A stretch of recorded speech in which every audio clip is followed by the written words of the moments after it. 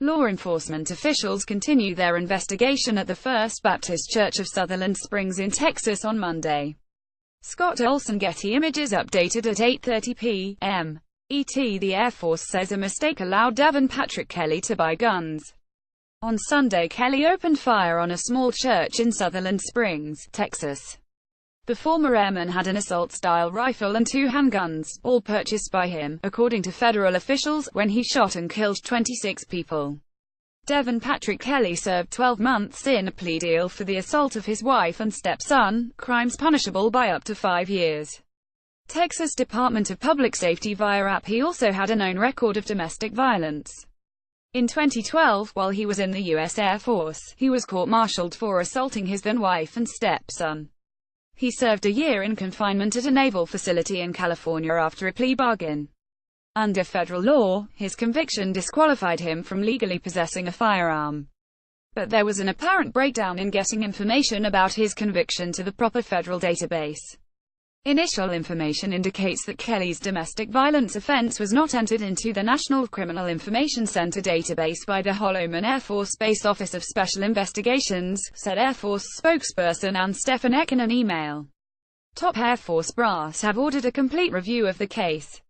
Kelly purchased 4 guns over a 4-year period beginning in 2014. According to federal officials, all those purchases were made after his court-martial conviction and discharge.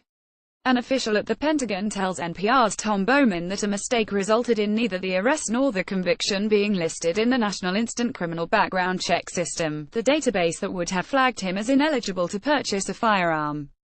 This was mishandled by the Air Force Office of Special Investigations at Holloman Air Force Base in New Mexico, where Kelly was serving when he was arrested, Tom reports. An investigation is now underway, and the Air Force is taking it very seriously, said the source. The service will also conduct a comprehensive review of Air Force databases to ensure records in other cases have been reported correctly. The Air Force has also requested that the Department of Defense Inspector General review records and procedures from across the Department of Defense, said Stefanek. Retired Col. Don Christensen, who was the chief prosecutor for the Air Force at the time of Kelly's general court-martial, tells NPR that the case was serious. He fractured his baby stepson's skull, Christensen says. Kelly accepted a deal, pleading guilty to a charge of assault on his wife and to a charge of intentionally inflicting grievous bodily harm on the child, Christensen says. His crimes were punishable by up to 5 years confinement, the military equivalent of a prison term. As part of the deal, Kelly received an 18-month cap on his confinement and was ultimately sentenced to 12 months. Kelly's punitive discharge, a bad conduct discharge, did not prohibit him from owning a gun, as a dishonorable discharge would have. But under federal law, anyone convicted of a crime punishable by imprisonment for a term exceeding 1 year is prohibited from possessing a firearm.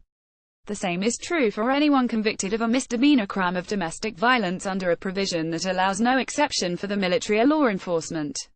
Kelly's conviction qualified under both categories, Christensen says.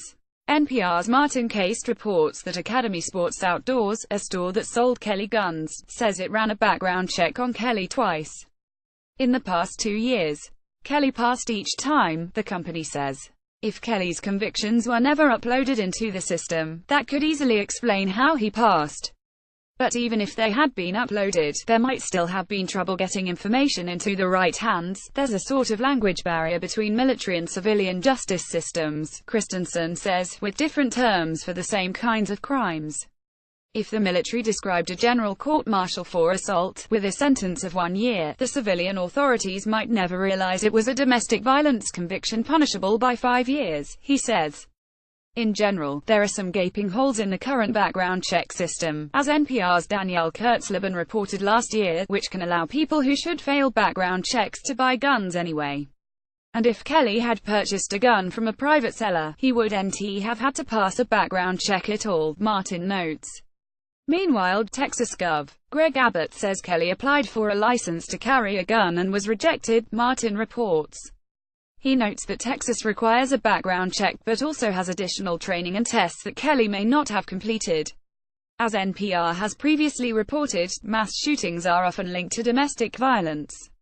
In fact, in a majority of mass shootings, the shooter's current or former partner, or another family member, is among the victims.